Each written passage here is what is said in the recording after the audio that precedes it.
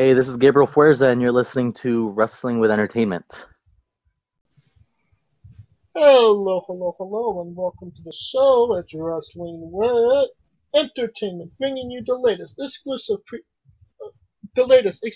breaking news, previewing and reviewing the latest shows from WWE, AEW New Japan every Saturday, and interviewing all your favorite wrestlers on Wednesday in your house, not in your basement, every Saturday, everything on YouTube and Castbox.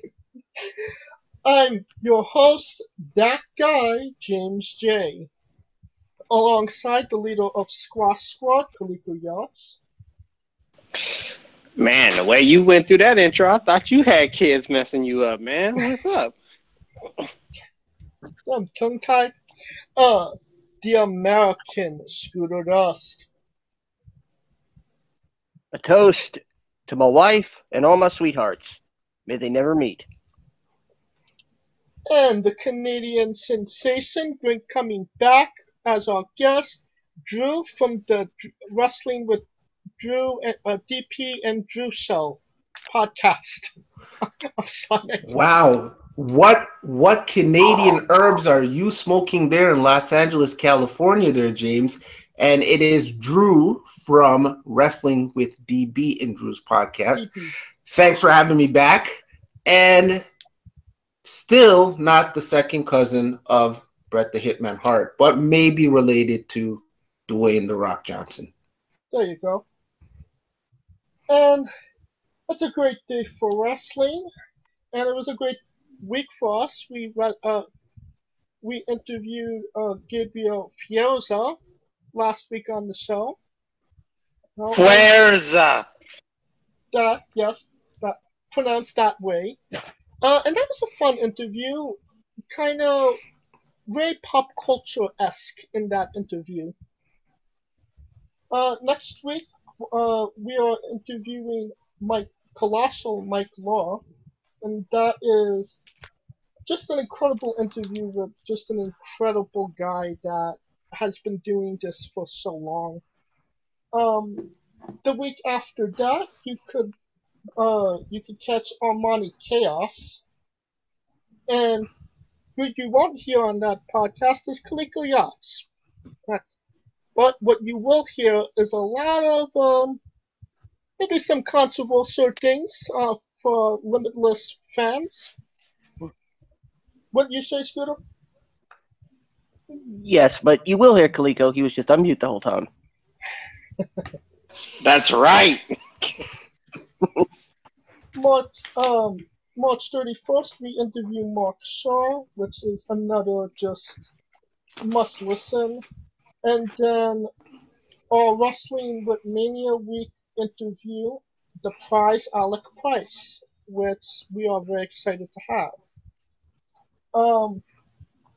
And that brings us to April, which is we are officially announcing our Wrestling with Mania weekend, which is going to be a week-long, every day leading up to WrestleMania. That whole week, we will have a show on. And how will we be celebrating and kicking that off, Scooter, in March?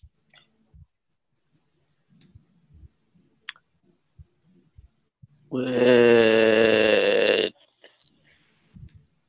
the remix. I was going to say... Or not. Or maybe something else. It's a mystery. Even I don't know what's going to happen. It's the Mania Madness. Or at least I hope that's what you're getting at, since we did not go over this before. This. I mean, when don't we announce stuff on the show? Yes, the Media Madness. We are taking our opinions and we are putting it in your hands, ladies and gentlemen. We're going to pick 4 matches from our favorite WrestleMania matches, and they're going to go up against each other in polls, which you can find on the Wrestling with E, the Twitter of the show. You vote. You decide who goes on.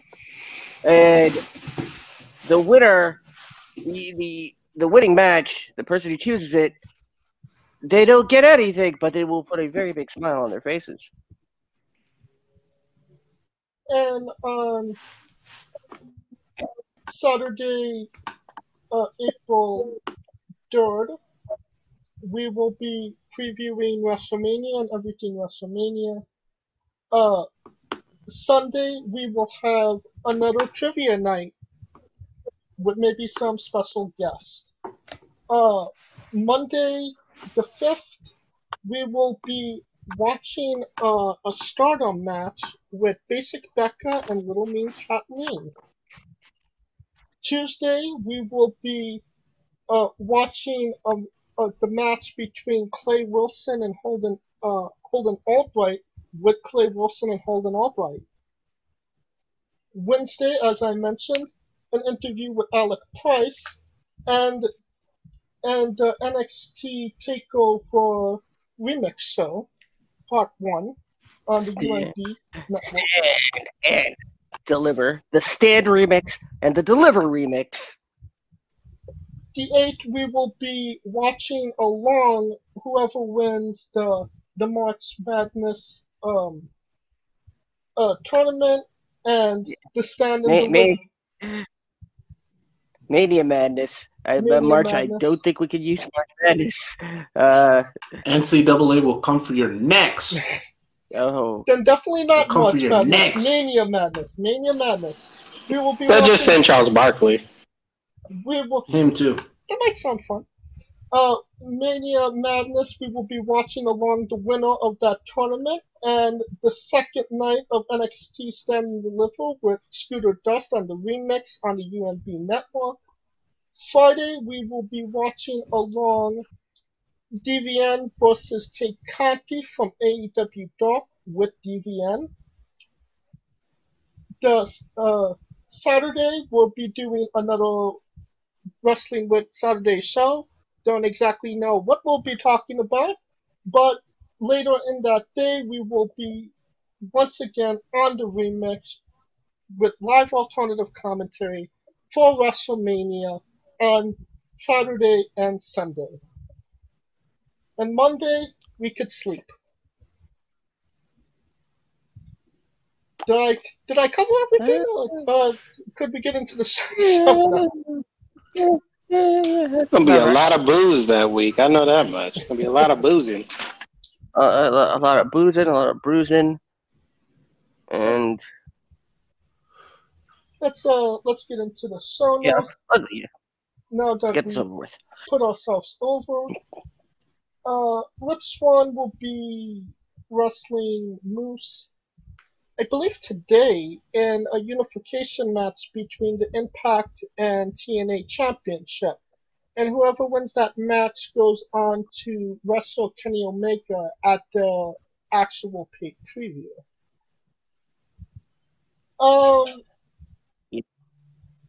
What?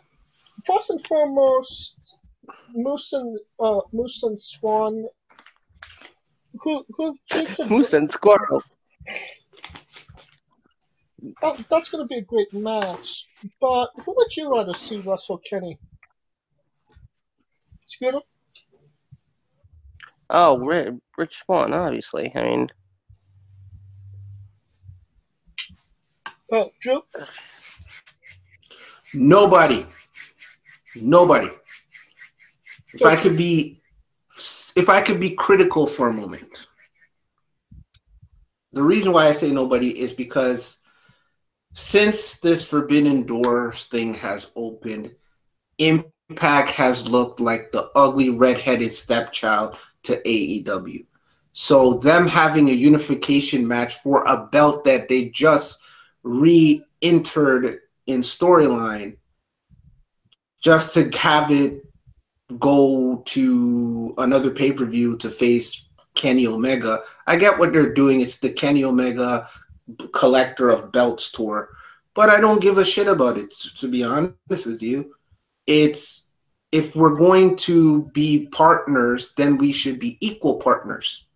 We shouldn't be, I'm putting you down, I'm bullying you, I'm saying I'm superior to you, and then these two guys, they kill each other to unify the TNA and Impact belts, and then their consolation prize for winning that match is to go face the best bout machine on AEW. I don't really care about it, to be honest with you. And what say you, Kaliko? Remember when I told y'all at the beginning of all this that Rich Swann was gonna get fucked? It's coming. It's coming. But I mean, it's gonna be Rich Swann, and here's why. Because Moose is as much as he's limited in ring size wise, he's a big motherfucker. You forget this dude played for the Falcons. That's the only reason I even know about Moose. He played DN for the Falcons, so I know exactly what he brings. So the story really didn't have nothing to do with Moose. It had more to do with Rich Swann, because remember when they first brought Kenny on, Rich Swann was like, man, I'm the champ. Why can't I go through the VIP line type shit? So Right. it's all coming back to that. It wasn't that. He was trying to leave. Was he trying to leave? I know he was trying to. Oh yeah, he was just trying to dip, trying to and then he was trying to dip, and then they were like, "You ain't on the list, so you can't go nowhere," type shit. And that in itself was like, not a good look. I get where Drew's coming from as far as like it's supposed to be equal, but there's a difference. Like Impact don't have no leverage in this shit. Because Impact ain't got no national TV deal. Impact ain't really have any assets to I don't mean to cut you, Kaliko, but I'm going to do it like this.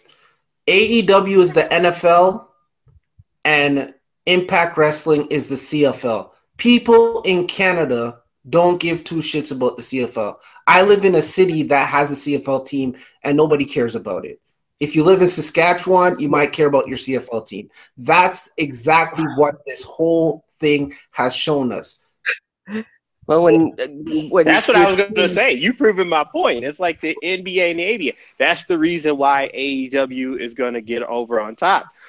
But the funny thing is that like it's because I feel like AEW is like kicking in their door. You would think like other than the Good Brothers, like somebody would be coming on AEW for Impact and like, bitch, you just ain't finna run up in my house. Like that's me. Like if somebody pulling a kick dough on me and I'm not gonna do shit, like that's to me is the bigger sin than anything. I mean, in terms of comparing, the NFL and the CFL. I mean, the CFL, when the teams are either the Stampede or the Rough Riders, literally, those are the only teams. Like, there's like a league of 6 teams of Rough Riders, and the other is Stampede. But we're forgetting one essential thing. That the unification match is happening on Impact territory. Right. Okay, but you're talking about it in such a way like these two belts. Remember, the TNA World Title just got reinstated as a championship belt 2 weeks ago? And now it's in a unification match. And even Scott D'Amore this week on Impact said, Moose, a year or so ago, you found that belt in a prop closet. So, like, they put themselves down so much.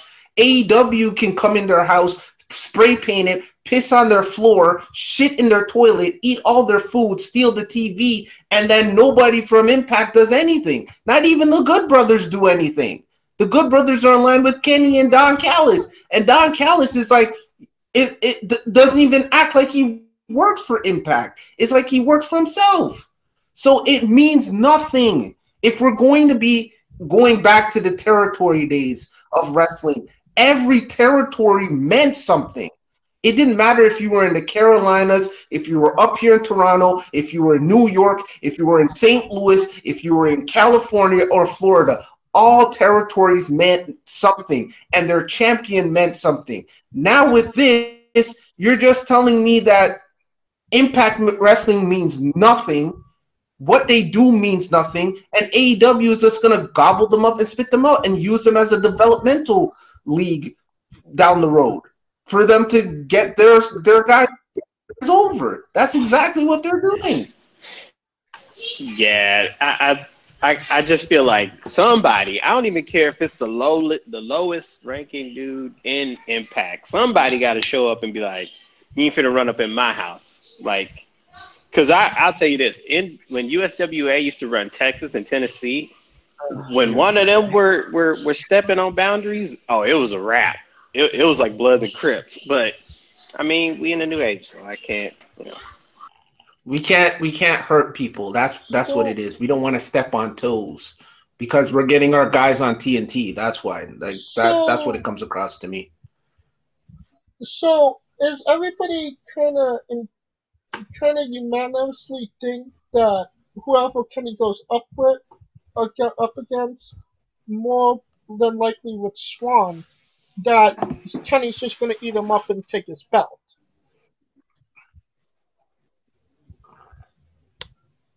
It seems that way. I mean, it just seems that way in the fact that, like, it feels like Impact is defenseless. Like, no one's doing jack shit. Like, if somebody is coming on my show and I'm the champ and they taking up all my air, fuck that. Like, I'm kicking them motherfucker in their throat. Well, Now, continue. the pay-per-view where this will happen is Rebellion. Eventually, it's going to get to a point where the Impact roster is going to say enough. That's what they're waiting for. I get that point, but as soon as I stepped on the door, it should have been enough. And that's the point. Like, because it just feels like you're getting bullied up until it's like getting bullied. Like, eventually you're gonna stand up, but that time between you not doing shit to the point you standing up, it matters. Well, I mean, Kenny beat Let me Swan say this. Yeah, continue. Okay, let me say this. I don't mean to cut you off there, James. No, it's fine. But the whole thing is this. Every week, Tony Khan comes on with these paid ads disrespecting Impact. Right. Then, I know we're going to talk about it later with the AEW stuff. Then, on this week's edition of AEW, they then put Impact Wrestling is the fault why we had the Sparkler of Doom Barbwire match fiasco at the end of the AEW pay-per-view. So like what Kaliko is saying, where is the pushback? Not anybody is seeing that their home is being disrespected. And here's what's crazy. You got the Good Brothers showing up every week, not doing everything. Now Ethan Page left the company and is now working for AEW. So it makes Impact Wrestling look like a minor league promotion. They're not going to be looked at as on par. No matter if you want to tell me that Kenny and the winner of Swan and Moose are going to face each other at Rebellion, to be honest with you, who's buying the pay-per-view? 100,000 people? Or maybe they'll get a bump because Kenny's on it, but nobody cares about Impact. They're putting themselves back to where they were like 5, 6, 7, 8 years ago. So all of this stuff means nothing for them. It didn't help them. It didn't turn the needle. It didn't introduce new fans. It just made them look weaker. And if they don't do anything, they look like punks. And if they do something now, they still look like punks. Well, Kenny did beat Rich Swann in the 6-man that they had a couple months ago. If Swan does actually beat Kenny in that match, could we maybe say that was maybe the story arc and that there was a little bit redemption and that Impact maybe doesn't look as bad as maybe they've been presented in the last couple of months? Kaliko? One win does not overcome 4 or 5 months of getting your skull drugged. But what does it say if Swan ends up walking away with AEW's belt? I don't believe it's a double championship. Oh my God, AEW fanboys might have a riot. Might be a riot out there, bitch. Yeah, it is title for title. Mm-hmm. It is title for title. Okay, then Cody's definitely not losing. But my question is, your percentages, your odd percentages that Impact wrestler, either one of them is going to beat Kenny. All right. Well, we'll continue this discussion maybe next week. I'm just saying, don't underestimate them. Oh, I'm not. I wouldn't. I'm not saying it's like underestimating, but it just feels like the writing's on the wall, and it's kind of obvious. Well, I think we'll maybe shelf this conversation for maybe next week to see kind of where we're heading in this new rivalry. In the WWE news, John Laurinaitis, Executive Vice President of Talent Relations, is back in WWE in a new position that was created specifically for him. What does this mean for WWE, Scooter? Bella's stepfather. Huh? People power, apparently.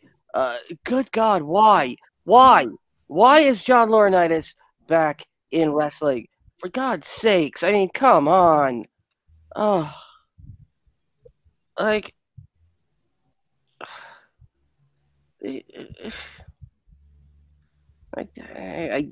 there's nothing positive to say about this. There really isn't. All right, then, Drew, you have something negative?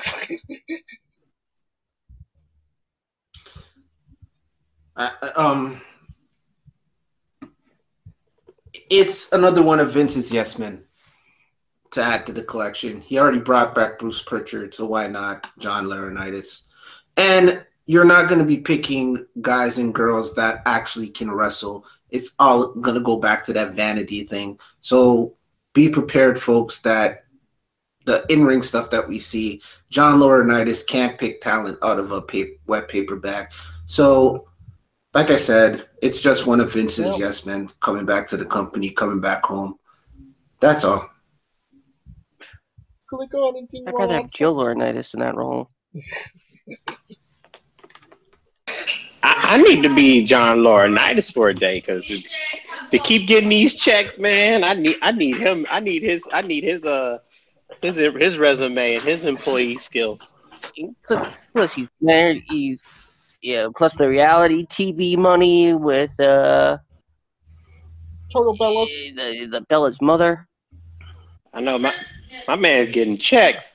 Say what you want, but he getting them checks. I ain't mad at him. I just don't care. Again, I don't care. Get your money, homie. Do your thing. To be honest with you, it's not a news thing for me. I may not be a legend in the ring, but I'm gonna be a legend in the bank. Exactly. My 401k is looking bright. He's stupid. They're gonna hire you. You're gonna take the job. All you have to do is say yes, Vince, yes, Vince, yes, Vince, yes, Vince, yes, Vince, yes, Vince, yes, Vince, and get a check, and then get your royalties off of Total Bellas, and then your stepdaughters will come back and wrestle, and you'll manage them or something and be on TV. It's another one of those things. Next, nobody gives a shit. Move on. At this point, he has a 401k. Pretty much. I told you he wasn't a legend in the ring, but he said he'll be a legend at the bank. No, because he steals those pens attached to the desk. Rumor and innuendo suggest that Andrade is possibly leaving WWE and that he gave his notice on Monday. Scooter, I can tell you that yes, that is true, and it has been denied. well, the thing is, So how much Andrade more is time does he by have on the, his contract? how much time does on? I believe he's got a fair amount of time. Where is it? I know he's changed his Twitter handle as well. I believe he changed it in anticipation. Yes. Andrade is apparently he's been looking miserable backstage. He showed up. He's one of two, along with Aleister Black, who continually shows up and is told creative has nothing for them. He's even removed WWE from his Twitter handle and bio. He's made a cryptic post on Instagram. I really thought he really thought he was going to get his release. And the other thing you have to take into account is that he's in a relationship with Charlotte. They're engaged. And yes, they're engaged. And in fact, that was even brought up on the most recent episode of Straight Up Steve Austin. Correct. The thing is that he's got maybe I think he re-signed a while back when he was like, I'm not sure. He's got a good deal of time. Otherwise, he wouldn't have asked for his release. Let me crunch some numbers. Let me see what I can find. Now, I'll ask you this question. You think that this is maybe a walk, and that all this cryptic social media, the rumor and innuendo, all that stuff, is maybe something that WWE is using as a storyline? No, because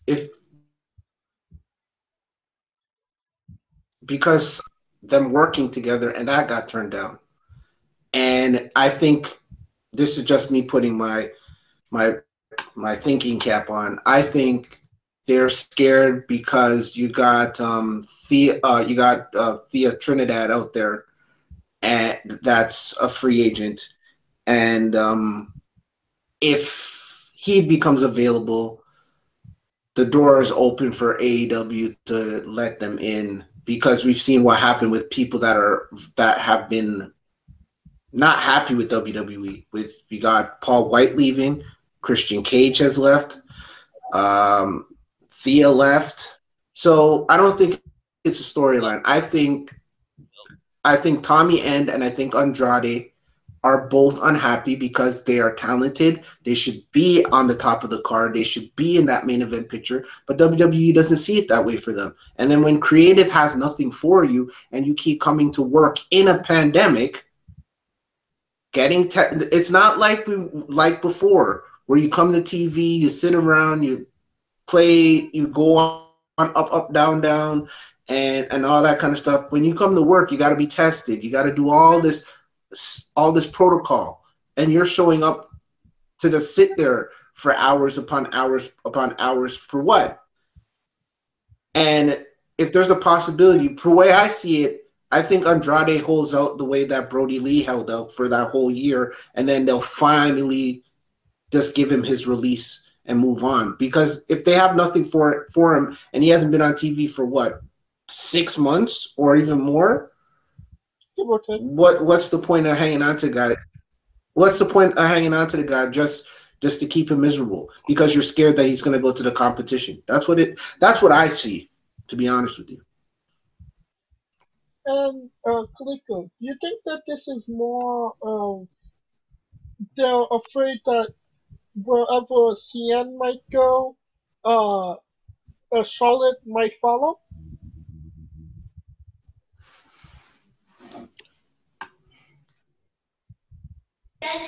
Fuck no. No. Hell no. Charlotte's the biggest star on the fucking roster, and she ain't going nowhere. Because if anything you know about ladies, when it's their career, shit, holla. Peyton Royce still there. Didn't Shawn Spears leave? Like, fuck all that shit. That shit goes out the window. But, I mean, I get what everybody's saying, but, I mean, WWE's got the leverage. So I hate when people be like, oh, I'm asking for their release, and why wouldn't WWE release them? Because they don't have to. You're under a contract. You're under a contract. So this is literally like the Deshaun Watson situation where he signs a contract, he's not happy, he wants to dip. And in Houston, WWE is Houston. Like, bitch, we just signed you. Like, you ain't going nowhere till we say so. Like, exactly. Holla. That's the problem with modern day sports and modern day professional wrestling. Guys do not honor their contract. If they have nothing for you on the show, and if there's something else you can do to help the company, I don't know, learn how to edit, learn how to shoot the camera, learn a different skill set, try to be in the writers' room. If they can't physically use you in the ring, there's other things you can do and learn that can further your career down the line if and when you do leave WWE. So you have a bunch of skill sets. Not just be like, well, creative has nothing for me, but I could go learn how they set up the state-of-the-art stuff for the Thunderdome.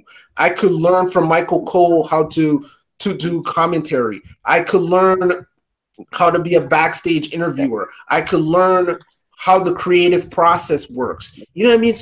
Other little things you can do instead of crying and saying, they're not using me in the ring and I want out. When you just signed a lucrative 5 or 4 or 3 year deal, and now year 2 into it, you're not liking what you're seeing and you want out because they're not giving you what you want. That's what it is. You're being a bratty child. There is protocol to how everything works backstage at a WWE event. It's not as simple as, oh, let me go see how they do this or they do that. No, that's why the WWE has divisions and teams and specific employees that do this stuff. But okay, that's fine. But why wouldn't you, as a performer, seeing that they have nothing for you creatively, why wouldn't you come up with stuff creatively and try to present that? Instead of sitting here and saying, I want out. And then you just show up on AEW TV. They're not trying to give their competition every leverage. And like what Kaliko said, we just signed you. We ain't letting you go. Just because you want to go because you ain't happy here. So you know what you could do? Quit and leave the damn money behind. Well, his contract is up in October. Okay, then ride it out until October. Oh, he can ride that shit out. Ride it out. Keep collecting your checks every 2 weeks, and when October hits, you clear out. And if there's no if your contract's up, there's no 90-day compete clause. That's only if you're released. So you don't have to wait. You'll get released on Monday, and if you want to show up on Wednesday on AEW, then you do so. But until then, pull your damn boots up and stop crying like a little bitch, and because they don't have anything for you. That's what I'm tired of when I see wrestlers and sports and athletes do. When things get hard, they want out. It's not like, oh, remember when LeBron left Cleveland the first time and everybody was burning a jersey? He did his due. He played out his contract. He's a free agent. He can choose wherever he wants to go. That's what it is. At the end of the day, you signed a deal. You knew what you're getting yourself into. Shut up, suck it up, and move on. Yeah. Honestly, I just play the long game. Because if you ask for the release, they're going to hold you. They're going to put you on that no compete, which means you're not going to get paid. So you might as well just wait till October, go ahead, dip, and that way you could just do whatever the hell you want. Like, we're in March. 7 months ain't going to kill you. Like, Nope. But I get him it being in the heat of the moment. I can see, but I mean, it's one of those things where, like, as long as he's not making it public and making it ugly, they might do it sooner than later. Because you keep in mind, FTR did it a certain way, Goldust did it a certain way. One got their wish, the other one didn't. That's true. No, Also, Andrade has gone out on record warning independent talent of. He did this a while back, but of the potential situation that he now finds himself in. My issue with that is he didn't say that shit in NXT. That's a whole other discussion. Well, I think it is, but I mean, hell, he could go back to NXT. Shit, like Finn went back and ain't been better since. We'll see. Andrade requested to go back to NXT. He was denied. Well, damn, that's fucked up. We'll see where this goes, and hopefully it goes wherever CN wants it to. Until then, WrestleMania tickets are available finally. And WWE plans to have 45,000 fans, I believe. Is that maybe? Are they maybe aiming a little too high? Are they not aiming high enough? What do you think, Scooter? Are they trying to get more people in there than the Super Bowl? At this point,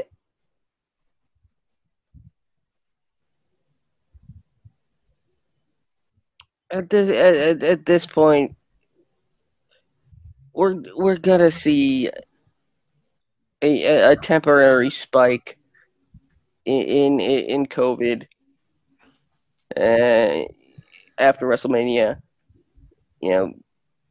It's gonna happen. It's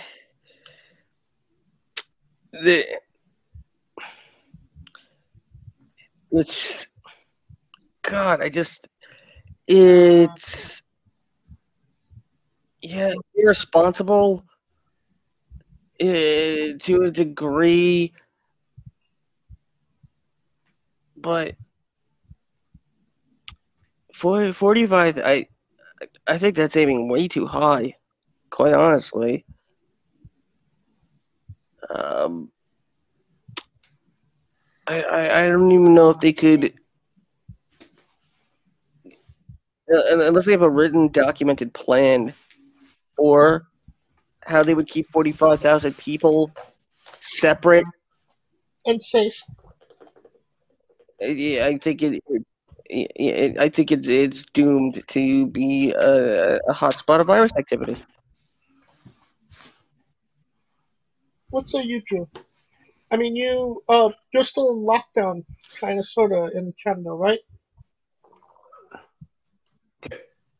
Where I live, we are considered in the gray zone. So we're in a semi-lockdown, but non-essential stores are open with restrictions. So non-essential stores get 25% of their capacity, and essential stores like grocery stores get 50% of their capacity. With us, vaccinations are for anybody that's between the ages of 80. I think it's 80 and up. And then with the AstraZeneca vaccine, that's between anybody the ages of 60 and 64. But that's just a whole other conversation down the pike. To answer your question, Florida hasn't given two shits about COVID, to be honest with you. They haven't cared, because just look around you. We got WWE still doing stuff in the Thunderdome. We got the Super Bowl there. We have not mine, but the Toronto Raptors are playing games in Tampa in front of crowds. So AEW every Wednesday. a potential spot every AEW up in Jacksonville. Independent guys are talking about running shows throughout Florida during WrestleMania week. So to be honest with you, they are just doing what they've done best. They have not stopped and they have turned a profit in a pandemic. So they haven't shot too high, they haven't shot too low. They're just doing what they know they can do. And even you look at a place like Texas. Texas is going to open or have their the Texas Rangers have their first game, I believe mid-August or mid-April with 100% capacity in their new stadium with mask. So I just look at it, especially with over what I see in America. You guys will be probably vaccinated way quicker than us here in Canada, but Florida hasn't given a shit about COVID. So do I see a spike? Probably, but it's gonna be like ho hum on with the status quo. Kalika, you want to finish this off? Well, you really can't. Oh, continue, Scooter. What would you think? I will say, I'll let Scooter go. I just want to say, with regards to Texas, you can't really lump Texas in because Texas, as at this point, essentially is doing its own thing at this point. Texas isn't on the national power grid. It's the only state that's not on the national power grid. So whatever Texas does, he can't be isn't an indication of the country, essentially. No, I'm not trying to lump Texas. No. I just want stating it's clarify that for anybody who didn't know. Okay.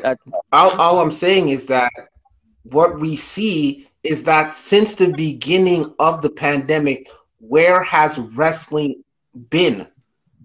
Florida, Jacksonville, Tampa, and Orlando. Wrestling has been there. And we've across the board, even here in Canada, we've seen that Florida doesn't care.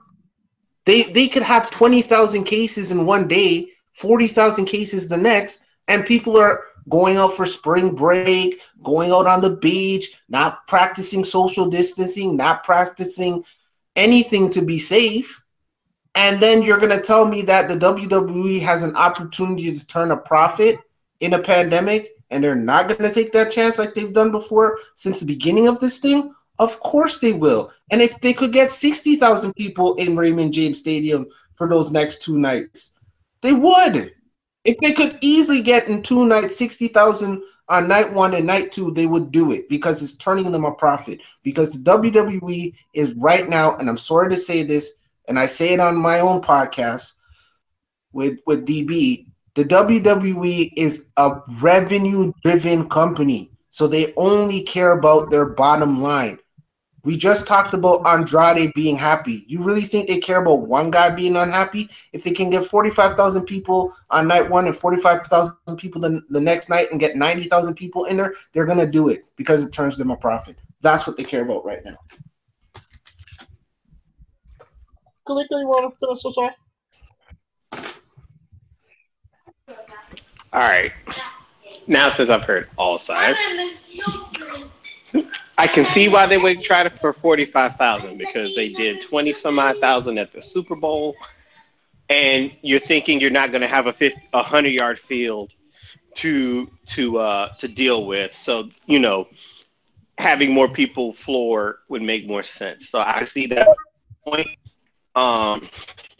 To me, I get what Scooter said in their own, like, not lumping Florida as far as like what they do, but you can lump them as far as like ideology, right? Like the 2 states that were like fuck it are like Florida and Texas. Because keep in mind the Rose Bowl, which is usually in Pasadena, got moved to Dallas because Dallas was fuck it, bring them all in, right? $45,000. It's risky, but there's not people ringside. I would say if they could keep everybody kind of like away from the ring, but I do get Scooter's point because y'all know wrestling fans are not the most hygienic people in the world. Therefore, I get that part, because there'd be some wrestling fans, man. We know they'd be missing that soap and water like they don't have a relationship with it. So, so we gotta. So if you are going, because usually I would love to go, but I'm not going. But if you're going, just be careful, man. Be safe. Enjoy it, man. I mean, enjoy it, but just be safe enjoying it. I hope everybody just, get there, have fun, come back, and have no issues. That's all I can hope for. Because keep in mind, this is everybody coming from the States. I don't even know what they're going to do as far as international travel. So it's going to be primarily 45,000 U.S. citizens unless something else is run amiss. All right. And I think that should conclude our coverage of the news this week. And we are wrestling with the New Japan Cup 2021. It is in full swing.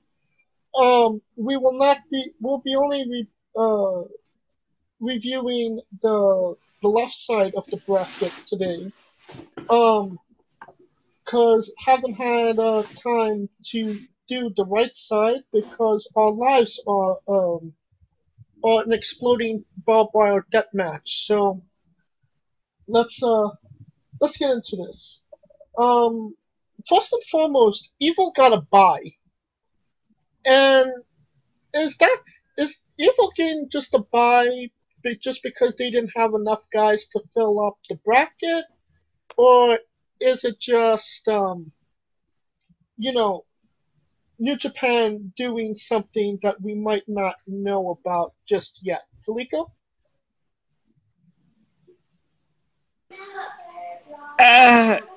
I mean, he got a bye, but just to go to the other side of the bracket, Tanahashi got a bye. Sure. So, it is what it is. So I get the point that what you're trying to make. Maybe it's I feel sorry for Evil thing, but I mean maybe heels getting the bye always is gonna get heat. The heat, and I think that's what they're going with. Cause keep in mind, DiBiase even had a couple buys at WrestleMania 4, so it just gives them heat to where it's I ain't got to work as hard, and because I'm better than you type shit. So that's what I think they're going for. Can y'all be quiet? On the fourth, Jeff Cobb defeated Satoshi Kojima. No surprise there.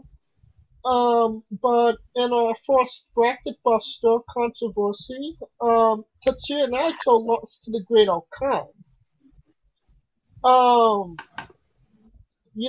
And we'll talk about, the other bracket busters, this year.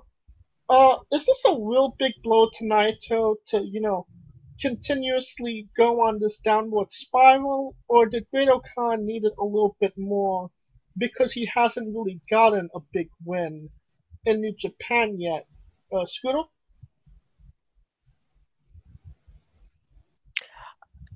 God,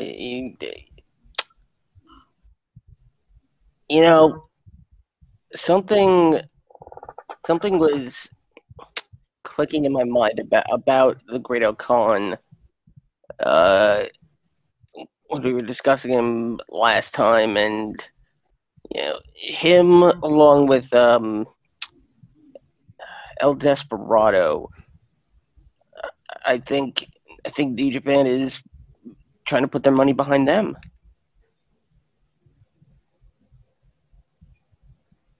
Well, I mean, that's really all I mean, and what better way to do that than to put him over your you're one of your biggest stars. What about you, Drew? What do you think about Great Khan going over their biggest star? You're pushing Great Khan. That's what you're doing. That's all you're doing. Like I said when I was last visiting with you guys, that New Japan needed to shuffle the deck chairs a little bit. And is it the right guys that they're shuffling the deck chair with? It's a wait and see for me, but I just think you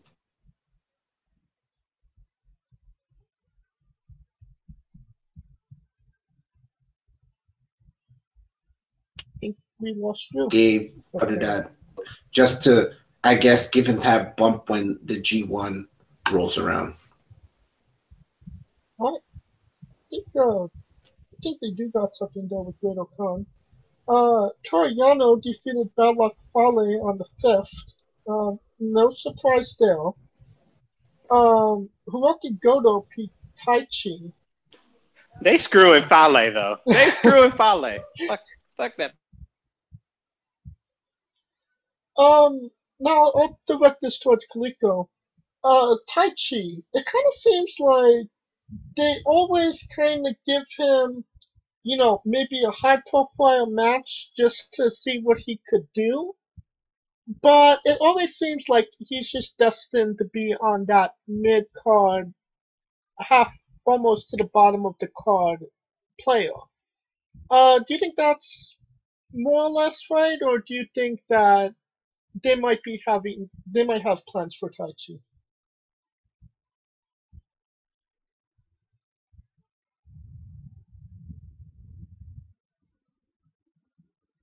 Kalika?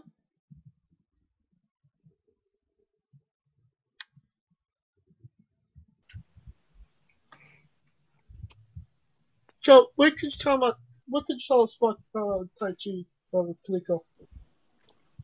Fuck Taichi. That's usually my usual stance. Fuck Taichi. What? But I mean,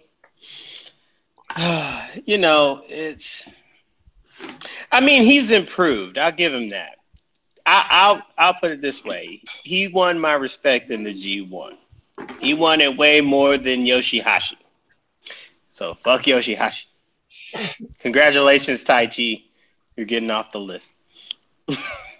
All right. Well, I think that might be better than, losing to Goto. So, and probably the most controversial match to come out today. Kazuchika Okada lost to Shingo Takagi on the 6th. Kaliko, bracket buster match?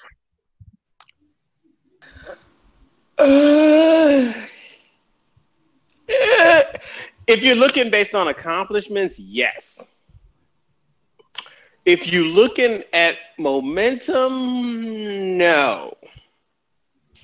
And here's why. Because keep in mind, Okada last year he had a good year, but it wasn't a Okada year, right? And right. Okada, keep in mind, Okada lost to fucking Toru Yano for the king of pro wrestling. With a roll-up.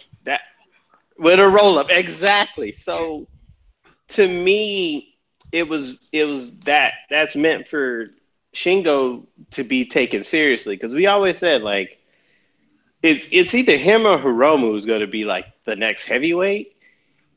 I was hoping Hiromu, but it seems like they're going to go with Shingo, and it makes sense for Shingo because Shingo, he's got the bigger mass, so it's an easier transition, and plus he's a really, really good wrestler, so it ain't like he's a scrub. I feel like that's just setting the tone of anything can happen, and nothing's guaranteed, because I feel like Okada's still going to have some shit to do with Ospreay, but we'll see where that goes down the line. And Shingo Takagi after the match was very the adrenaline was pumping, and you could actually see him as a major threat to Kota Ibushi. Drew, if by some miracle Takagi actually does win the cup and wrestles Kota Ibushi, do you see this being, a major threat to Kota Ibushi? Do you think it's going to be a good match? And what is Shingo Takagi stand in New Japan right now? He has upside. He has major upside going forward. So, will it be a good match with Ibushi? Sure, it would. And if he wins the cup, yeah, it's okay. Because to be honest with you, do you want to see Okada win this cup? To be honest with you, the guy that should win the cup is Jay White, but that's probably not going to happen. But if you're going to put this particular cup on somebody, yeah, I don't have a problem with Shingo being the guy that you put the cup on. Same question, Scooter. Takagi is getting some word of mouth because I was reading that Big E was name dropping Takagi at one point. Really? So yeah, and this yeah, I mean, I think this is yeah, I think it's Takagi's time. I mean, why not pull the trigger right now? Next up, Because they'll set him up to slaughter for Ibushi. That's why. Exactly. That's why. Exactly. That's why. Because they did the same thing with fucking my boy. They did him dirty. Now I want to see them do him dirty. Do Shingo dirty. Take time to build. If you build it, they will come, is the saying. So take time to build these guys. You know what I mean? Take your time. Shingo is one of those guys that you should take your time in building. Don't just feed him to Ibushi just right away. Like, I don't care if you make another Ibushi. If Ibushi faces Okada again, or Jay White again, or Naito again, I don't mind any of those matches. If you're gonna build, these guys should be building. Use that G1 tournament to be where that's the coronation of these next top stars in New Japan Pro Wrestling. G1, Jay White's winning the G1. They always bring the runner-up back to run that bitch back. And So Jay White's winning G1. Book he it. ran up twice already. So Yeah. good times to charm. Oh no, it's coming. I'm going to Vegas. I'm putting that on there right now. Tomoaki Honma lost to Minoru Suzuki. Kaliko, what's your favorite fruit? Squash is a vegetable, bro. Don't be lying to me, bro. Just do the bit. Man, every person we interviewed has said it was a freaking vegetable. So And who you gonna disagree with? The And if they people jump off the Empire or State book? Building, would you jump off as well? Yeah, if I had a parachute, fuck yeah. Alright, let me rephrase the question. Kaliko, what's your favorite vegetable? A squash. Tomato. A squash. Nobody asked you, Scooter. What are And you, my then dad? Kenta defeated Juice Robinson. No surprise there. Squash Robinson. Squash Robinson. Do you think Kenta might have a better chance winning this tournament and actually winning the championship if he wins this tournament, or hell no? Scooter? Let's go with hell no. Drew? I agree with Scooter. Hell no. Kaliko?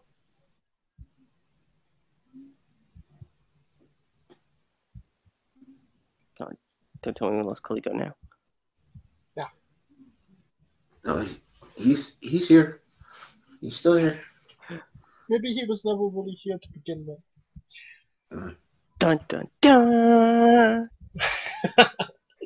Man, I wish I had that lined up. Motherfucker, I'm always here. Oh my god. I'm always here. Got 2 phones, damn it. I'm spirit. I'm here in spirit. Even on mute, you can't defeat me. Let me in. Oh my Let god. me Let in. me in. In Exactly. spirit and with Put spirit. me in the club. Kenta could win as a consolation for fucking him over with Moxley. So I mean, there's always that hope. There's always that hope. And now I'll conclude our coverage of the New Japan Cup so far. We'll do some more reviewing next week on the show. Oh yeah, we need to, because that second round is fucking lit. Lit. And we are wrestling with AEW Revolution preview. Review. Duck! Huh? Quack. I was just saying, no, there's a duck. And Goose? Yonk. how do you say AEW, Scooter? AEW. It's so long since we've done that. Yeah, yes, we didn't need to anymore. It was Let's move on with this flustercluck. It was last Sunday. It was a paid preview that was definitely on the air. You know, It definitely happened. Are you talking to me? Talking to me? let's get into it. AEW World Tag Team Championship match. The Young Bucks defeated Chris Jericho and MJF with Warlow to retain. Honestly, I didn't think this was a bad match. I thought this was a great opener for the actual paid preview. Scooter? Yeah, it was a good match. I mean, pushing the envelope between just exactly when the inner circle will explode or has exploded. By the time you're listening to this, Was that Barbwire? I didn't even need to use that term. But at least this main event wasn't directed by Michael Bay. No.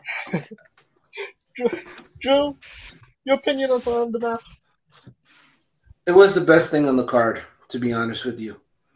It was the best way to open the show. The guys in the match showed you everything they needed to do. And like Scooter said, it just pushed the storyline with as the inner circle is getting ready to explode. But to me, that was the best match of the card. And Kaliko, could we get Kaliko 1 instead of Kaliko 2? Oh, not you don't want the Fiend, Kaliko? No. It was a good match. I mean, it was good storytelling. Like I said, my only confusion is with the Bucks, because 1 week they're heels and the next week they're faces. So I don't know what the hell's going on with them. Next up, Ray Phoenix and Pac on the Tag Team Casino Battle Royal. And guess who was the only person that picked that match to win? He picked Ray Phoenix and Pac to win. And you know why? Because they're going to get at the end. Because they're only going to get a goddamn tag match like 8 months from now. Like, shit. Yeah, we'll put you on the back burner, Pac and Phoenix. No problem. If they actually get it. We're still waiting for Pac and Omega. Bro, record-wise, Pac should have had a title shot before MJF, so don't even get me started. Yeah, don't want to go there. Next match, AEW Women's Championship. match, Hikaru Shida defeated Ryo Mizunami. Kaliko, what's your favorite vegetable? Squash, but you kind of saw this shit Yeah. coming. I feel like I don't know what the fuck they're doing with the women's division. This is like the. It's just like I don't know what they're doing, man. I feel like Thunder Rosa is just there, like to be there. Technically, she's And not technically an AEW superstar. Bro, she done had more matches than probably a couple of AEW superstars. Fair enough. That's my point. That's my point. It is. I guess it is worth noting after the match, Nyla Rose came and attacked Shida, like we haven't seen that match over 1,000 times before. With Britt Baker and Reba. It's Rebel, not Reba. No, it's Reba. That's what Baker says. Well, you notice it now says not Reba in promotional materials? Yeah. Yes, it does. Every time. If you look at the poster, it says Rebel and in brackets or parentheses, not Reba. It's just Britt Baker playing the heel to call her handler or her assistant by the wrong name. That's all it is. It's to get heat. Kind of like how Diddy does his assistants in real life. Yes, it's just to get heat. And hypothetically speaking, would the Butcher, the Blade, the Baker, and the Bunny be a great tag team? You're forgetting the candlestick maker. Pretty good restaurant. I mean, candlestick maker. 4 B's. There you go. Next match up, Miro and Kip Sabian defeated Orange Cassidy and Chuck Taylor. Man, what are you doing with Orange Cassidy? I mean, you drove Chris Jericho into a vat of mimosa, and you think that you have the whole world in your hands, and then you're dropping to Miro. What say you, Scooter? I mean, mimosas are delicious, so can't complain. But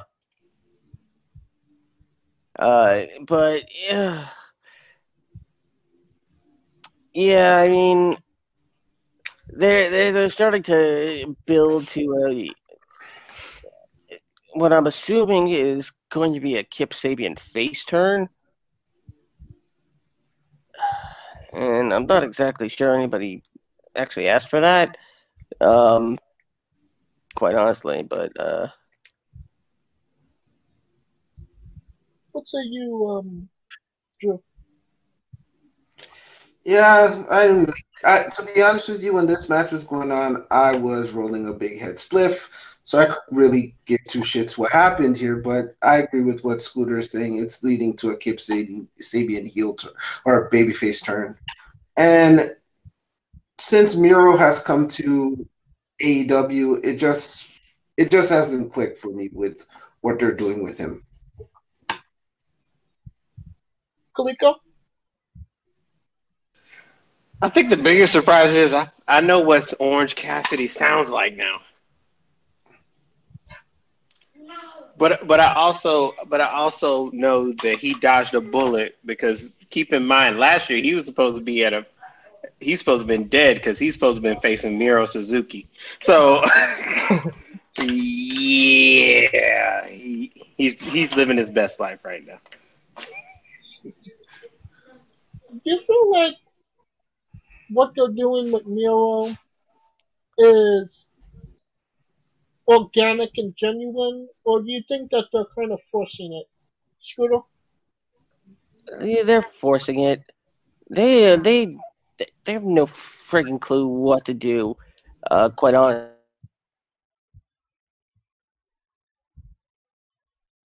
Right. I mean, if WWE tried everything with Miro, if they can find a way to, oh man. So if WWE don't know what to do with Miro, how is AEW going to figure it out, right? Exactly. They're not going to. They don't know what to do with him. Both companies didn't know what to do with him. He had that little run with Rusev Day in the WWE, and that was fine. That was getting over. And then they put him in a stupid storyline with the whole marriage breakup with Lana and Lashley and all that stuff. Oh, Bob. And then he gets released. He comes to AEW, and then he's put in another wedding fiasco. So as a character, nobody gives a shit about Miro or whatever his name is. And it's, as you said, Scooter, it's forced. It's put on. The character, it's jammed down our throats. And to be honest with you, I could care less. He could be off my TV and I wouldn't miss him. Glick, do you have any love for Miro, or should we just put Mark in front of his name and say that Lana went with Brock Lesnar? Blockbuster right there, the original Blockbuster. He'd be Black Lesnar. Black Lesnar. No, Black as in Black. Oh, blah Lesnar. Like Black. Like just do it from the neck little. When it comes to him, man, I feel like I would have never, if you had told me that him riding on a tank would have been his apex, I would have been like, nah. But he fell into, and this is what I call it, because I have a theory. I have a theory. What? And it's called, and it's the John Cena curse. I always call it, because every person that is a newcomer, that was up and coming, that was hella over, they run into John Cena. And when they run into John Cena, shit is never the same. It's just like, he was good until he got there, right? And after that, it was gone. Bray Wyatt was good till he got there. After that, it was gone. Nexus was good till it got there. After that, it was done. Like, you see what I'm saying? Like, It is a bar, and he got to that bar, and he couldn't rebound from that bar. And it was more like he got to that bar, and the bouncer didn't believe his ID was real, and didn't let him in. Pretty much. Yeah. Didn't believe He went to the he went to the bar, and that tab, he couldn't even pick up the tab. Somebody that definitely picked up the tab. Hangman Page defeated Matt Hardy in a big money match. That happened. Yeah, I mean, I'm disappointed that there was no actual, like, literal big money. They give him a briefcase full of money. And he goes and buys a lawnmower? No, that's not right. I mean, it was really cool on lawnmower, if that makes a difference. Who goes, oh my God, I got a bunch of money. I can't wait to go buy a lawnmower. Somebody that's into lawnmowers. Ain't nobody into that lawnmowers that damn much. Do you know any lawnmower enthusiasts? To be honest with you, no, I don't. And again, I'm going to say this, and I was trying to save it for the main event. AEW is trying so hard to please 54 different masters, and they don't know which one they can please to the best of their abilities. The problem with this show is this, and this is coming from a guy that's been watching wrestling since the mid-'80s. You have to tell us stories and give us compelling characters, so that when we decide to put down our $50 or our $60 or our $70, like for instance, my wife was like, Israel Adesanya's fighting, I need to see it. Regardless of anything else. She just saw his name, it was running, the commercial was there, I need to see that fight. The AEW has not done that with anybody on their roster. Nobody is there that is must see. Everybody is the same. They're trying to appease the people that used to come to the PWG shows in the Armory.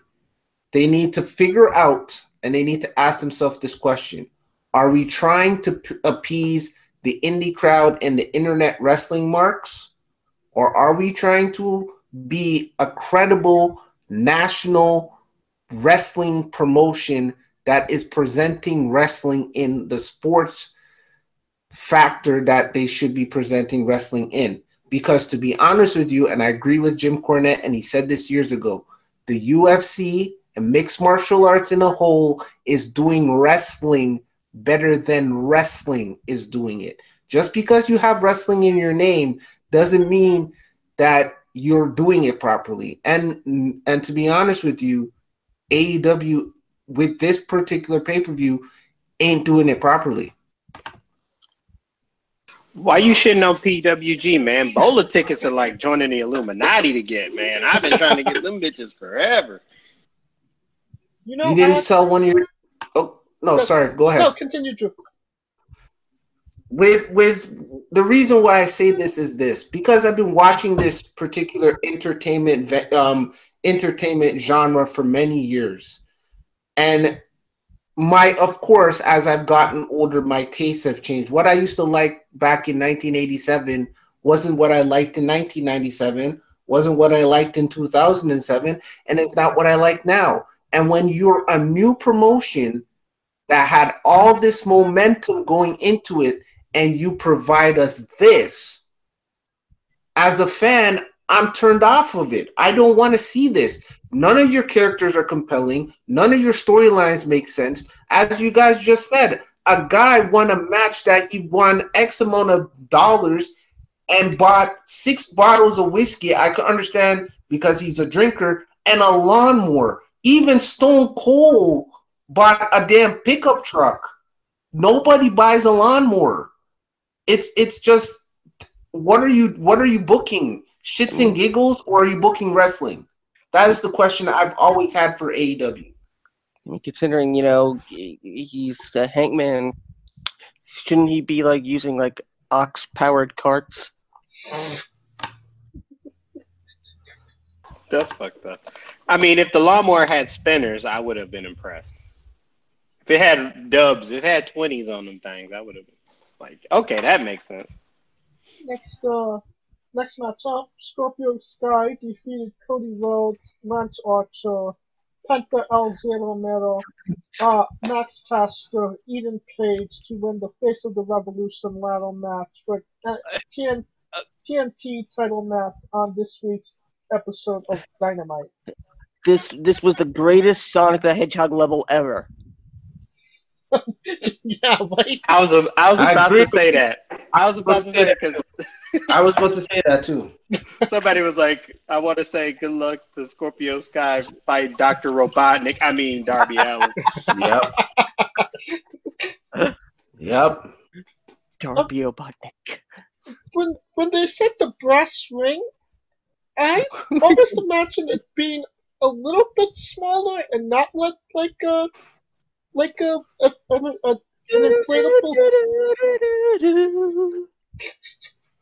like a golden donut from The Simpsons. Yes, thank you. Yeah. Oh my god. It looked like a hemorrhoid pillow. Yes, It did. It did. Hemorrhoid winner. And again, they were taking a shot at WWE because WWE heard Vince say this all the time. You guys need to reach for the brass ring. Reach for the brass ring. So they were just taking a shot at WWE, and the shot wasn't fired.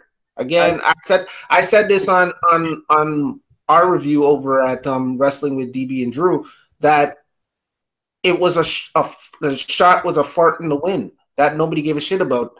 And you look goofy by putting up as we just said, a hemorrhoids pillow, the Sonic coin, a donut from The Simpsons. You look like you're like a gimmick. You look like a joke. Well, they didn't take heed from Vince when he said they're always going to remember the finish. Yes. and I think he was talking about Finnish people. Not the actual finish of the match. And, the funny thing about it is Scorpio, cried on it. So, like, he really needed his hemorrhoid pillow. But, just, and, in all seriousness, Scorpio Sky, super underrated talent. And he really did deserve winning this, this ladder match. What he didn't deserve was getting squashed by Darby Allin the next on Wednesday. But He wasn't really squashed, but the way the match ended on Wednesday night, it was the wrong person went over. Darby Allin does not need the TNT Championship, to be honest with you. Well, I don't He think doesn't need the it. wrong person won per se, but I will say that it did progress maybe a storyline between Scorpio and Darby for the future. Because Okay. Let me ask you this. If you're trying to put somebody over in a loss, why would you have them lose to a roll-up and then post-match put him in a leg lock? If this is supposed to further a storyline, the booking doesn't make any sense.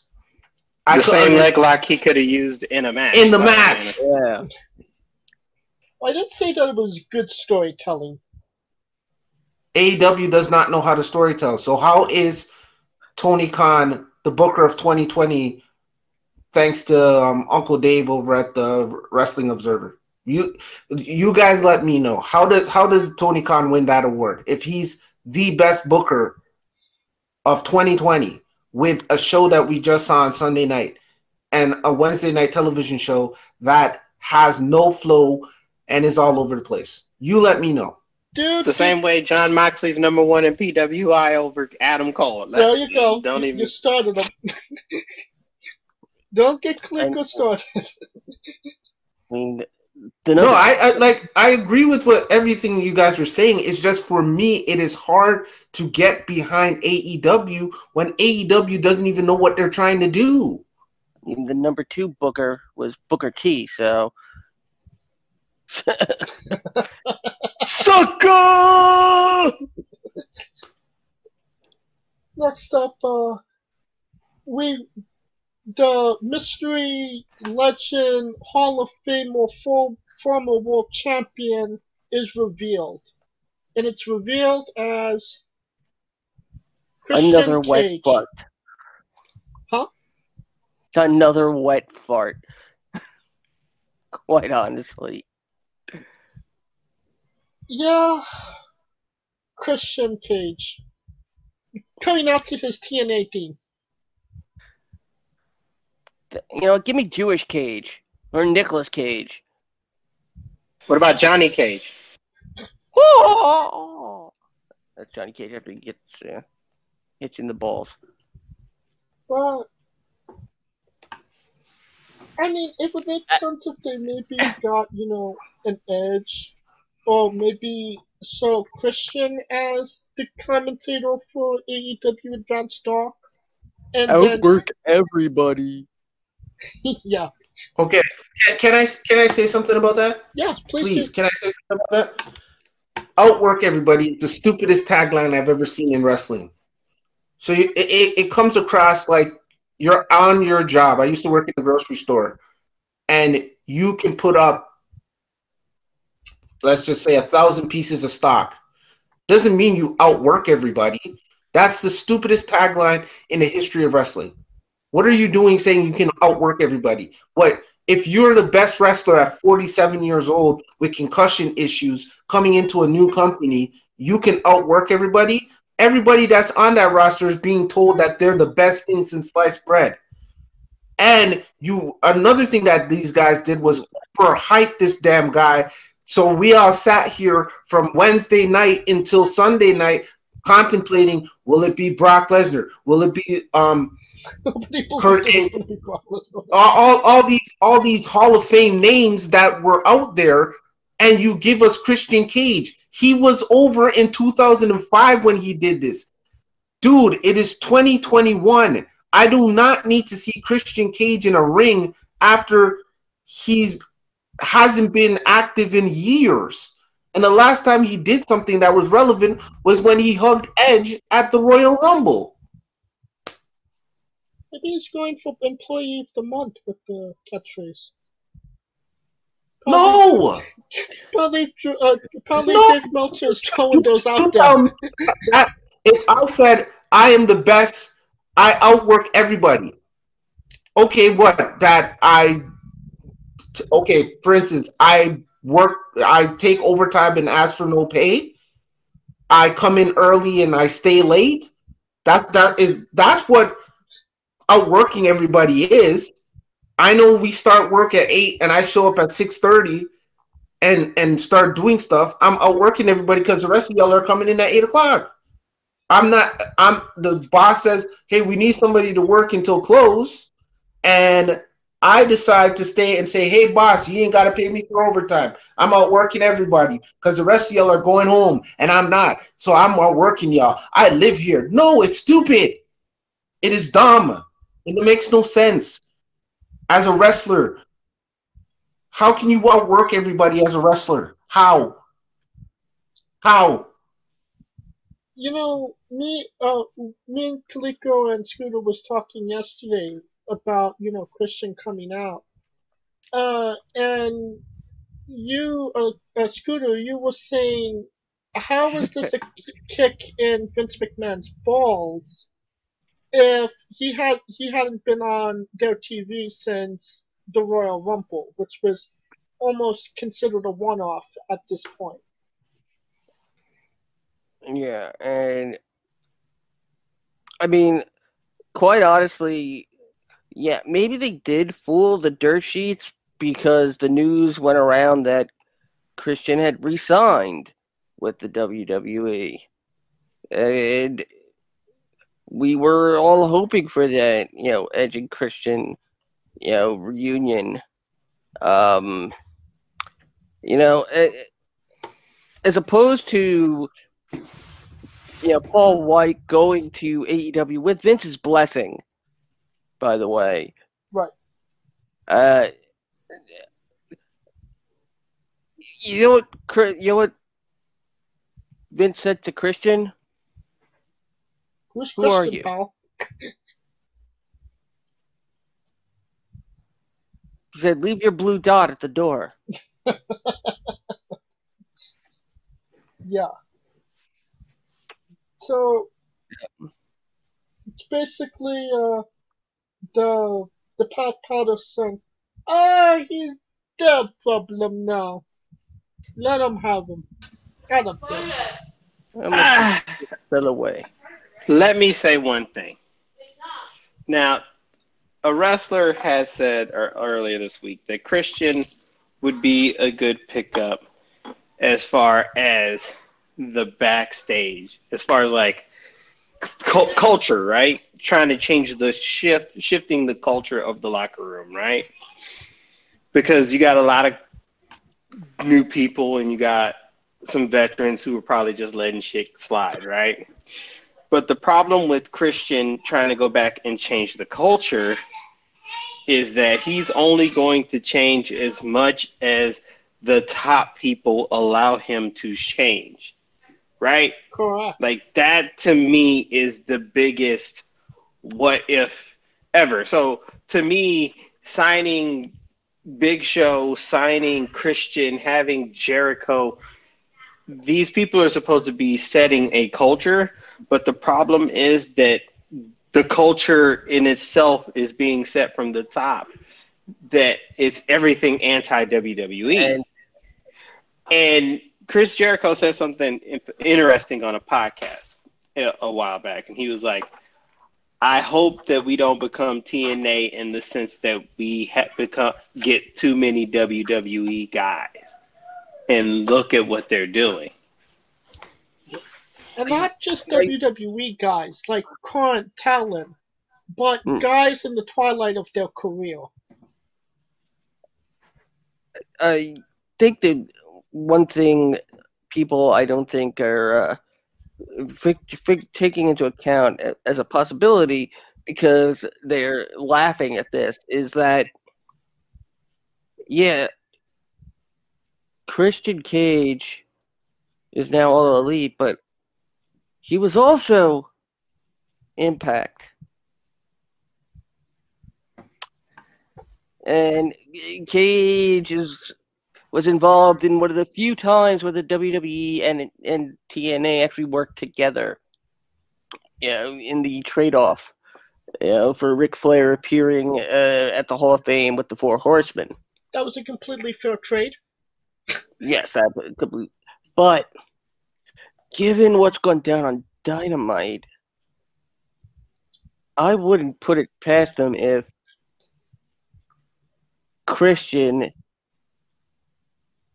ends up siding with Impact. Ooh. Wow. Considering the fact that he was looking at the AEW championship, I wouldn't put it past you. But then again, that's a kick in the balls to what they were saying 2 years ago about being where wins fucking matter. Well, someone's walking away a eunuch. They have altered the plan. Pray they do not alter it again. Plan subject to change. Yes. Speaking of plan subject to change, Sting and Darby Allin defeated Brian Cage and Ricky Starks in a street fight, which was more of an abandoned building match than a street fight. That being said, I actually really liked the match.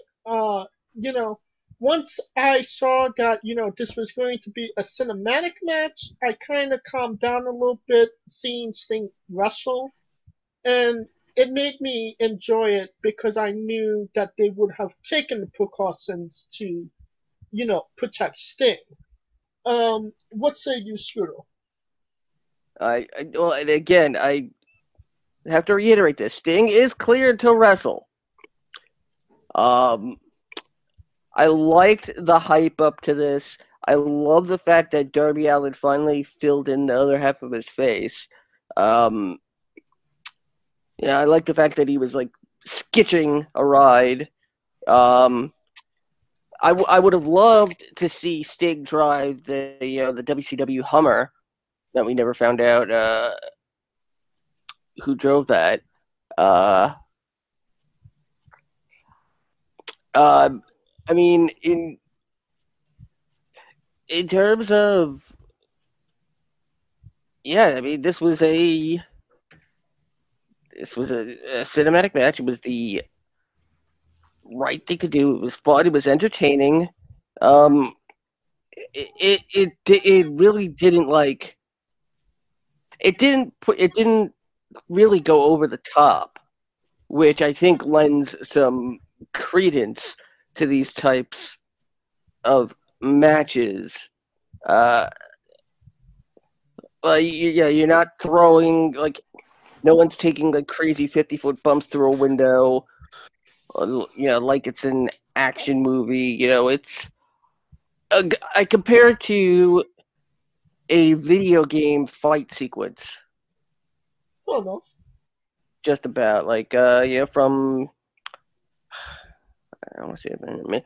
Maybe Yakuza, maybe Arkham Knight, even Persona. What say you, Drew? Yeah, I enjoyed the match. The only problem I had with the match is that you had the commentary. Commentary wasn't really needed in the match. You could have just showed me the cinematic match, and I would have been fine with it. The commentary just kind of turned me a little off of the match, and then when I went back and watched it a few days later on mute, I was more entertained with the match, and the right team went over. Interesting. Kaliko? Yeah, that commentary team had to go.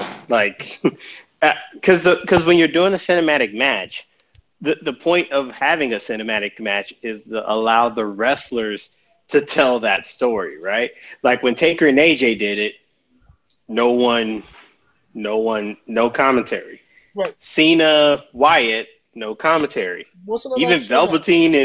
Even Velveteen and Cole, no commentary. So the point is that it drew attention away from what they're doing because the wrestlers should be able to tell what they're doing.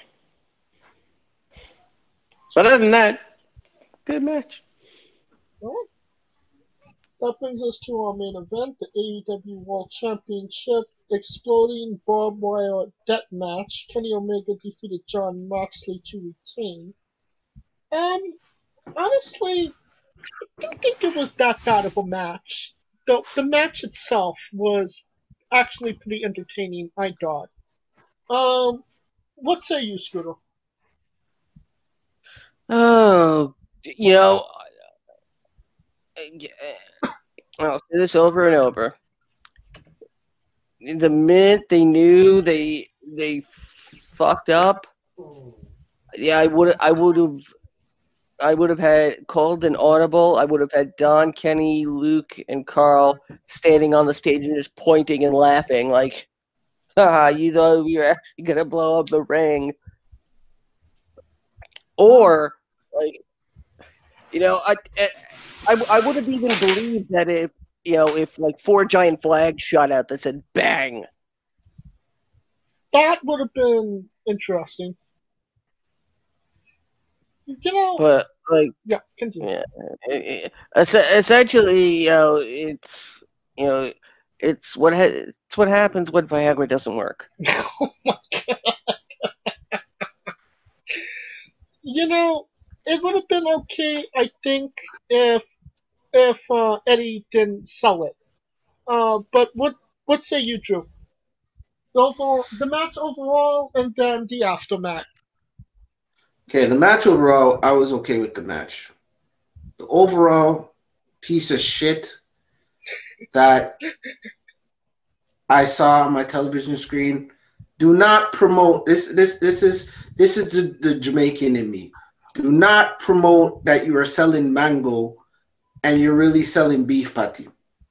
That's what they did. You put exploding barbed wire, and then you come on Impact and talk about it was the biggest buy rate that AEW had on pay-per-view.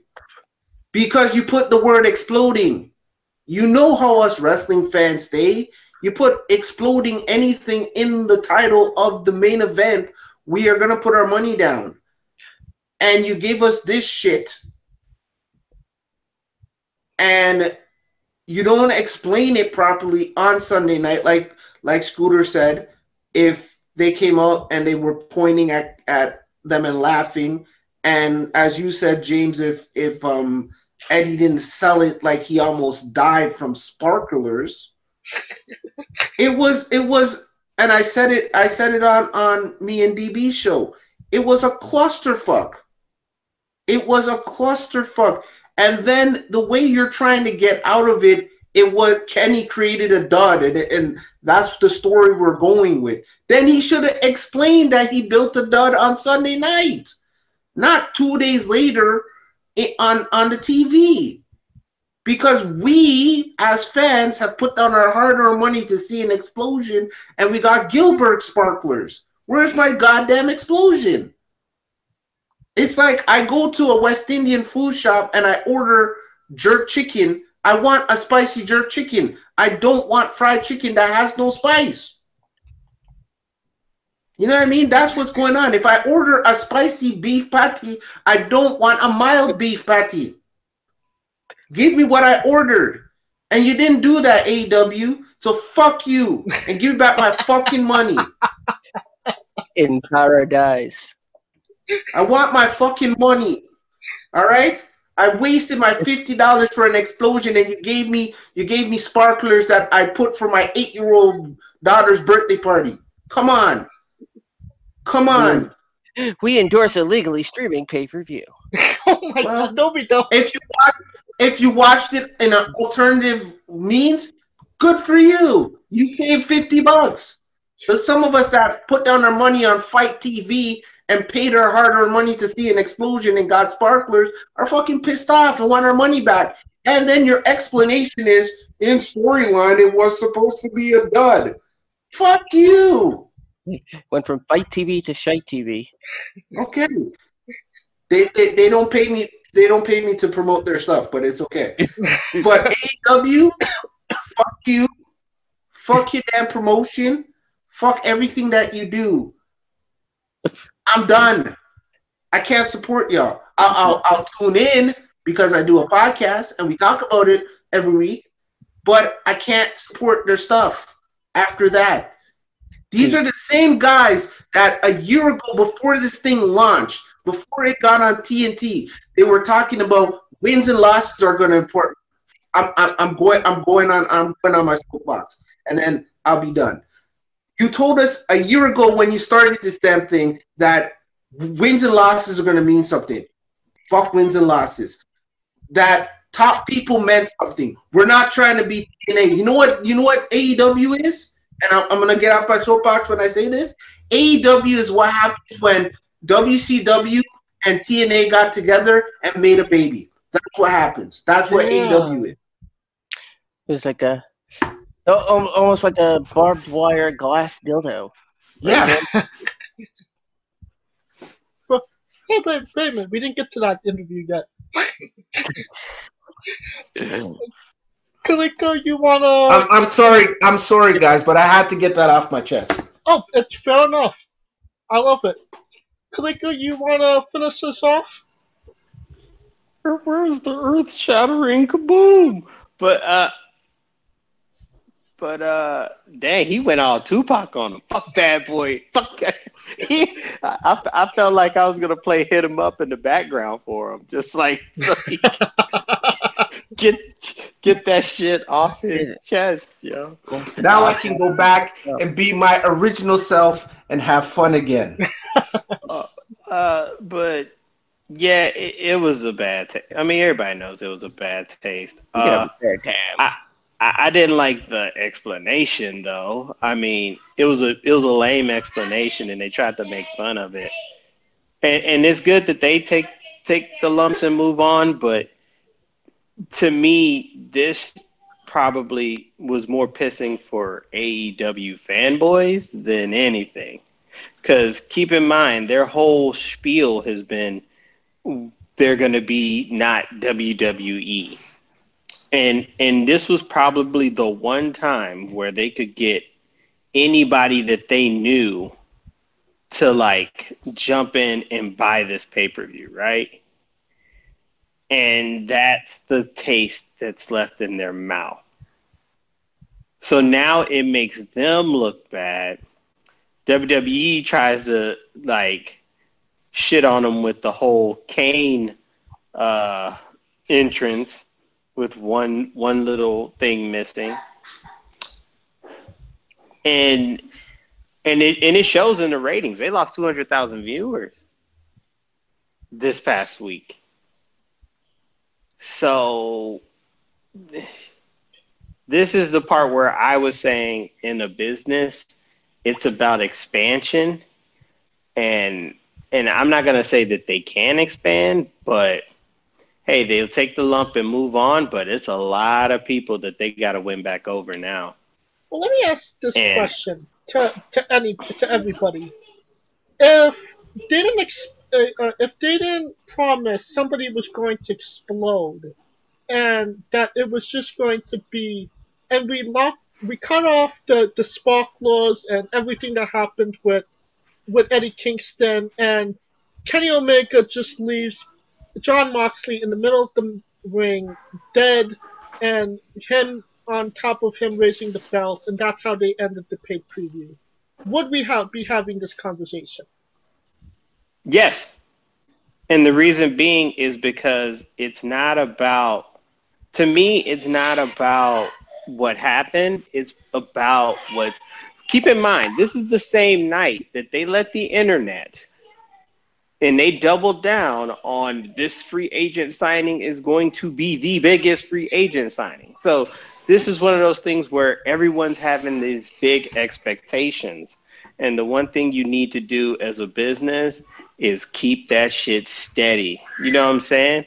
Because when you're saying, a free agent's coming, and everyone's going, you know, and you see Big Show get signed that Wednesday. So you're thinking, holy shit, it's got to be somebody bigger than the Big Show. That would be implied, right?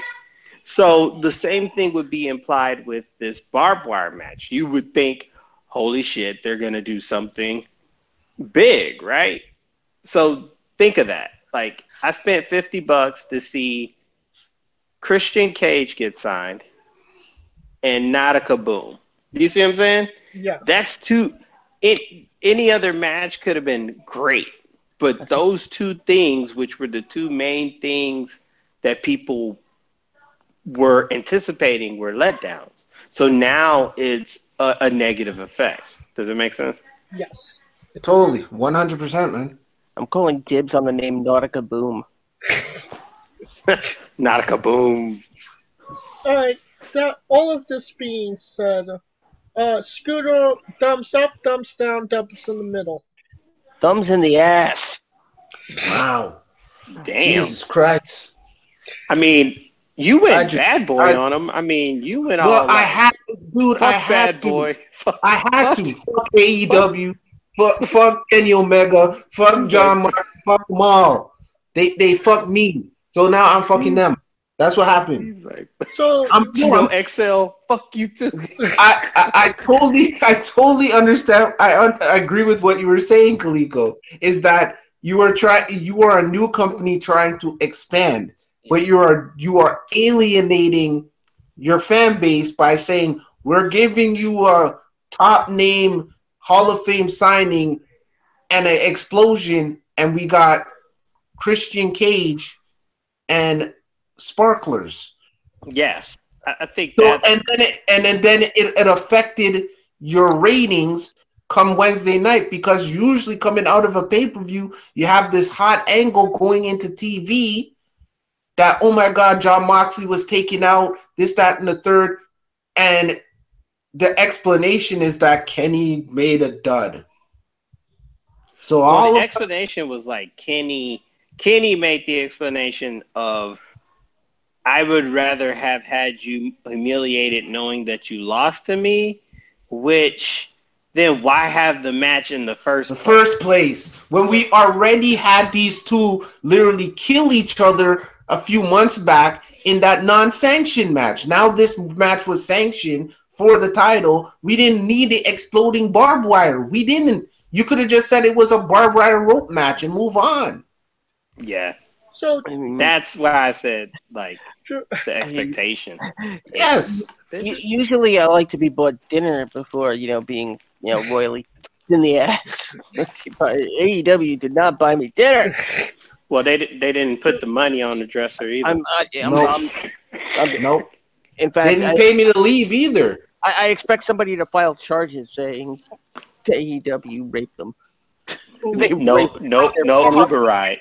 No Uber ride. You know how you file charges? Is that you stop watching the show.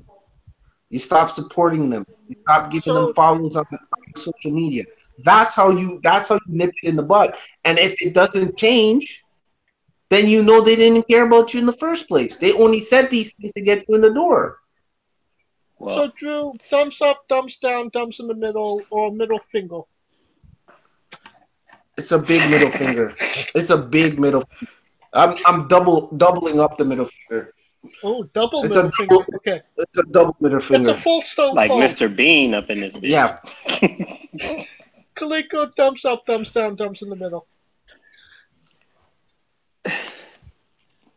It's a thumbs down, mainly just because of the expectation versus reality. It has to be a thumbs down. There's no way that it could be thumbs up. And if you think it's a thumbs up, you're lying to yourself. Because you're AEW mark. So you'll love anything that they do. And then you'll defend it because you're AEW mark. You're not a wrestling fan. You're a mark out. You mark out for anything AEW does. Yay, Christian Cage came in. Yay. They didn't give it an explosion. Yay. You're AEW mark. That's the reason why. So WWE would never do an exploding barbed wire match because they know better. Cool. And they have to deal with shareholders and sponsors that they can't do that stuff. And I'm sorry, guys. I'm sorry. it's okay. Hey, I feel you. You hurt. Yes. We'll conclude our coverage of AEW Revolution review. Please. Yes. Please, Put it behind. We're already way over time. please like, subscribe, comment, vote on YouTube and Castbox. Join us this Wednesday as we interview Colossal Mike Law. And you could catch us actually this Monday as well as we reveal our picks for Wrestling with Mania Mania Madness tournament. Yeah. Oh boy. And You you fell could flat also on it. you could also follow and watch our friend Drew on his podcast, Wrestling with DB and Drew podcast. When does that drop? Well, we pretty much review Raw, SmackDown, and AEW. So usually our Raw reviews are up on Tuesday, our AEW and NXT reviews are up on Thursday, and usually Sunday we put up our SmackDown review. But if you want to find our podcast, we're on a great platform known as Anchor. You go to anchor.fm and you type in the name of our show, which is Wrestling with DB, and DB is spelled with DEEB, and Drew. You can also find us on Spotify, Apple Podcasts, and wherever else you get your podcasts. And you can check us out on Twitter. That is the word wrestling, WDB_D on Twitter. Facebook, just like the name of the show, Wrestling with DB. And on Instagram, we are Wrestling with DB and Drew. Right. And damn, you're making us look back. Three podcast shows in 1 week. We only do one. Hey, lazy. Hey, over here at Wrestling with DB and Drew, we love wrestling, and we want people that are not maybe fans or lab fans of wrestling try to get back into this thing. It like I said with AEW, it's a love-hate relationship I've had with wrestling. Wrestling has gotten me through some amazing times and some stressful times and some sad times, and sometimes wrestling has been the thing that has put me in a place where it is hard for me to be a fan and defend this damn thing. But I still love it and I still tune into it to this day. So Hey, Outwork everyone. yeah, damn right. Wrestling with DB and Drew is outworking everybody. Damn right. That's what we do. And shout out to my co-host DB, man, out in Louisiana. Yeah, shout out to DB. And it would be appreciated to us if you give them a listen as well. Once again, please like, subscribe, comment, vote on YouTube, Castbox. Lots of things coming up. You can follow everything that's going on with Wrestling with Entertainment at our official Twitter page, Wrestling with E. Drew, once again, could you tell us where we can find you on Twitter? You can find me on Twitter. That is DWrestling99 because I am part of the graduating class of 1999. And fellas, you can see how old I am. Also, you can find me on Instagram. That would be Drew_Wrestling99. And if you want to be a little old school and drop me a little email, that is MrDrewWrestling99@gmail.com. And where can we find Kaliko Yachts? You can find me still trying to find what an email is at I am Kaliko. And where can they find Scooter Dust? You can find me over there. No, behind you, to the left. And you can find me on Twitter. That's Scooter Dust, and hold it down for the UNB network at UNBS Wrestling. And I'm, of course, at JamesShay993. For our very special guest, Drew, Kaliko Yachts, Scooter Dust, I'm James Shay, and this has been Wrestling with Entertainment.